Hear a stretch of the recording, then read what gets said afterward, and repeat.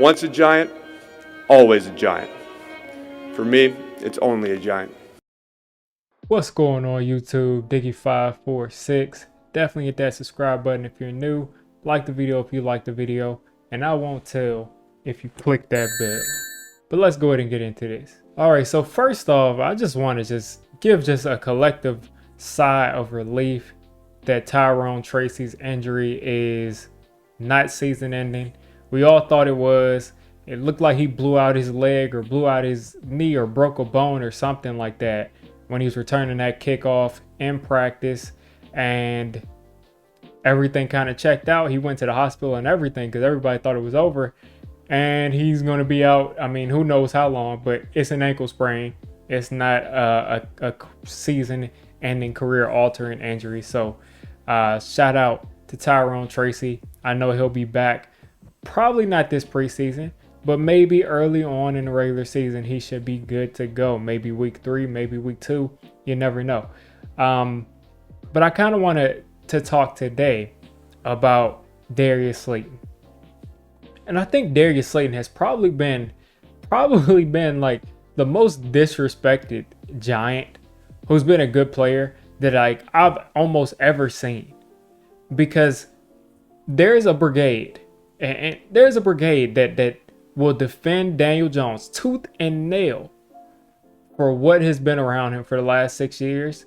The offensive line, the lack of receiving talent, the everything around it, the bad play calling, the bad coaching. Guess what? Darius Slayton has dealt with the exact same situation that Daniel Jones has dealt with. And yes, some people could say, well, Darius Slayton, if he was better, Daniel Jones, maybe. If Daniel Jones was if Darius Slayton was a bona fide number 1 wide receiver, of course, Daniel Jones probably would have played better. But Darius Slayton is a solid number 2, at worst number 3 kind of receiver. And he just has not had the number 1 with him. He hasn't had the offensive line. And let's be real, he hasn't had the elite quarterback play. The same way you can say that Darius Slayton could have been elite to pull up Daniel Jones. Daniel Jones could have been elite to pull up Darius Slayton, because listen, folks don't want to accept this, but when Eli Manning got in the game, Darius Slayton 180 something yards. He has not done anything close to that. He just hasn't done anything close to that since then. So let's give Darius Slayton some flowers. And I'm seeing a lot of things where people are saying they want to trade Darius Slayton, or they think it's time to move on because we got the young players around him. And there's validity to that. There's definitely validity to that. But my thing is, why trade him? He's here right now. Guys who are all-star, all-pro, game-breaking kind of receivers are, they're getting traded for 4th round picks, 3rd round picks, 5th round picks sometimes. So what are they going to give us for Darius Slayton? A 6th round pick? Why would we trade Darius Slayton for a 6th round pick? Maybe at best, if someone gets hurt and some team is desperate, maybe during the season, a 4th round pick. Maybe I'd think about that. But if it's a 5th, 6th round pick, I mean, we don't need that for Darius Slayton. I think right now he is probably, I mean, let's be honest, he's definitely your most proven wide receiver. Maybe beyond Allen Robinson, but he's a little bit older now. He's your most proven guy who's still at that level of his proven state. He's also probably your 2nd or 3rd best receiver. We're anticipating that Jalen Hyatt and Wan'Dale Robinson are going to be good players for us, but we don't know. I mean, we're probably a little bit more sure about Wan'Dale, and we know that Jalen can go deep. But Darius Slayton has proven that he can go deep, and he can also work that 15 to 20 yard area. He can run routes a little bit. He can do a little bit down the field as far as in the 15 to 25 yard kind of catches. It's not all bombs for him. So I see no huge benefit to trading Darius Slayton before the season, and the season where it's supposed to be Daniel Jones' perfect year in year 6 on a $40-something million a year contract.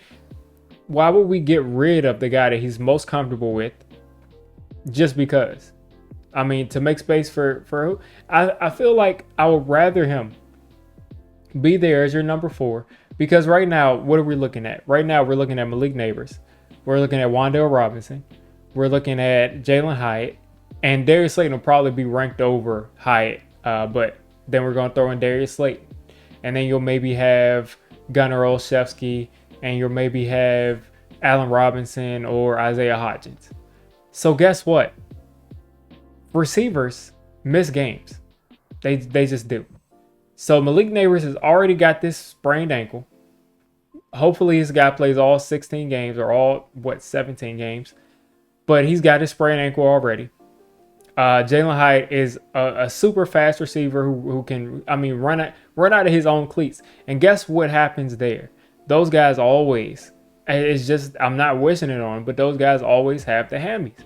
They always got hammy issues because they're so fast. Their body they literally can't deal with how fast they are.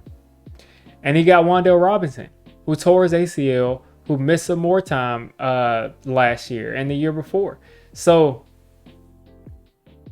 it's kind of difficult to say that your only receiver who's been pretty much consistently healthy, you want to trade this guy away. I just don't think it's a good idea. I think you let Jalen Hyatt earn that role over Darius Slayton as your other outside receiver. But if he doesn't, Darius will be your guy. And if he does, and someone gets hurt, Darius Slayton is played in the slot. He's not, a Wan'Dale type of slot receiver where he's going to be running, all of these whip routes and all these slot routes, these short guy routes. He's not going to be doing that. But he can run routes out of the slot and he can run outside. So I see no problem with keeping Darius Slayton, letting him play out this year.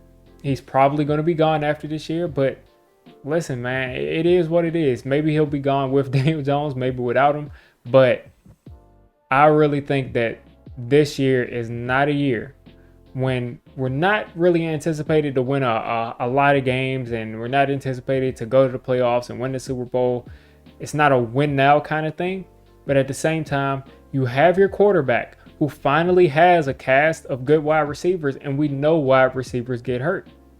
We just know they get hurt. So why would we then go out there and get rid of the guy he's most comfortable with? To me, that doesn't make sense. Also, you got the best offensive line, in my opinion, that Darius Slayton has played with. This is the best offensive line I think he's played with since he's been in the league. The tackles are sorted out. Jermaine Illuminor has been mad in that right tackle spot. He looks like the best right tackle we've seen in a decade so far. We haven't gotten the live action, but so far he looks like that. You know what Andrew Thomas is bringing.